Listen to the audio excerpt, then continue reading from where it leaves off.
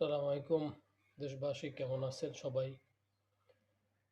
দেশের যে নির্বাচন নিয়ে যে প্রতিবন্ধকতা তৈরি হইতেছে, এটার বিষয় নিয়ে সবাই আলোচনা সমালোচনার ভিতরেই আছে।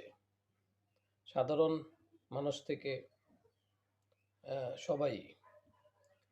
আইন শৃঙ্খলা যে পরিস্থিতি দাঁড়াইছে দেশে, এই বিষয় নিয়ে কথা বলা ছাড়া কোনো উপায় দেখতেছি না আরকি। আমি সাধারণ একজন নাগরিক হিসেবে এই পরিস্থিতি দেখার মতো না। এই দেশে বাসযোগ্য অবস্থা মানে থাকতেছে না, যে পরিস্থিতি দেখা যাচ্ছে আরকি। কোনো মানুষের নিরাপত্তা নাই। কেন হচ্ছে এরকম? নির্বাচন হচ্ছে, নির্বাচনের কোনো পরিবেশ নাই। সবাই অংশগ্রহণ নাই। এই অসুস্থতা, এই অসুস্থ শরীর, এই অসুস্থ দেশের শরীর, এই অসুস্থ পরিবেশ কিভাবে আপনি সংশোধন করবেন? কিভাবে? প্রশ্ন নির্বাচন কমিশনের উপরে, ইউনূস সরকারের উপরে। কিভাবে?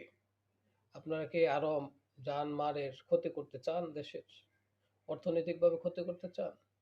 বিদেশিদের কাছে ব্যর্থ রাষ্ট্রভাবে হিসেবে পরিচিত করতে চান? উদ্দেশ্যটা কি আপনাদের? দেশে যে প্রতিদিন এই যে আন্দোলন, এইটার এই এই একটা একটা যে নীতি তৈরি হইছে, এই যে আন্দোলন, কথা বললেই আন্দোলন, এখানে সেখানে দেশের যে পরিস্থিতি, এভাবে কি মানুষ চলতে পারে? এভাবে কি মানুষ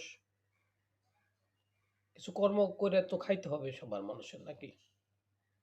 হ্যাঁ? এভাবে কি রাষ্ট্র চলে? রাষ্ট্র চালাইতে পারবেন না, কেন সরকারে বসছেন আইসা? মানুষকে নিরাপত্তা দিতে পারেন না, কেন সরকারে বসছেন আইসা? আপনাদের কি লজ্জা শরম নাই? মানুষ এত সমালোচনা করে চলে যান।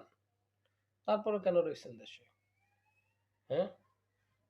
এই দেশে শান্তি বিরাজ করবে যখন সমস্ত মানুষ, সমস্ত দল, সবাই যখন একমত হবে সেদিন। কিন্তু সেটা হবে না। বাংলাদেশের যে পরিস্থিতি, সেটা হচ্ছে না। আপনারা, আমার কাছে সহজ, আমি যেটা ভাবি, আমার ব্যক্তিগত ভাবনা, যে আপনারা সহজভাবে কোনো কিছু পারবেন না। চলে যান। চলে যান, আর নিজেদের অবস্থান থেকে দেশকে ধ্বংস করবেন না।